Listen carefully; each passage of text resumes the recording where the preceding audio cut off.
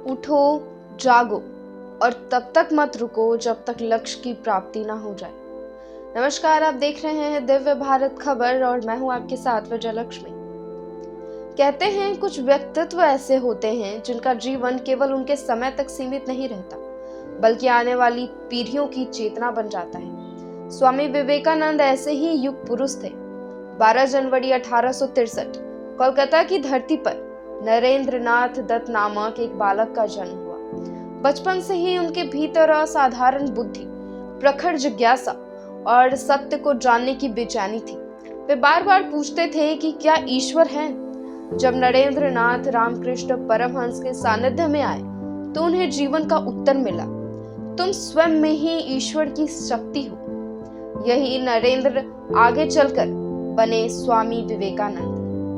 फिर आया 1893 शिकागो का धर्म संसद। जब उन्होंने मंच से कहा sisters and brothers of America, तो पूरा सभागार सम्मान में खड़ा हो गया।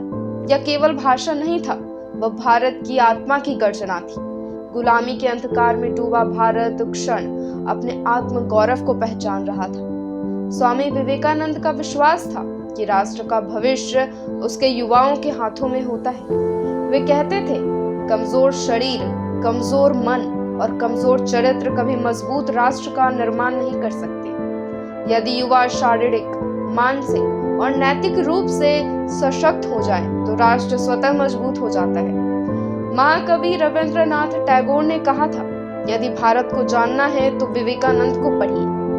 और डॉक्टर एपीजे अब्दुल कलाम कहते थे, युवा वह नहीं जो उम्र में छोटा हो, लेकिन सिर्फ युवा होना ही काफी नहीं होता।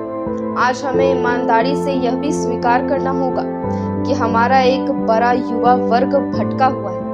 आज का एक बड़ा वर्ग मेहनत की जगह शॉर्टकट ढूंढ रहा है, ज्ञान की जगह केवल मनोरंजन में उलझा है।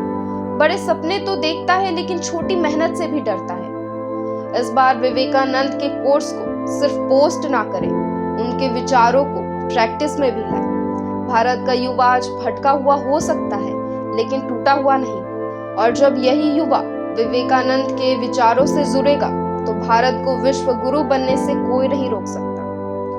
आज राष्ट्रीय युवा दिवस पर हम सभी यह संकल्प लें कि हम निराशा नहीं निर्माण चुनेंगे, डर नहीं साहस चुनेंगे और स्वामी विवेकानंद के विचारों को अपने जीवन में उतारेंगे।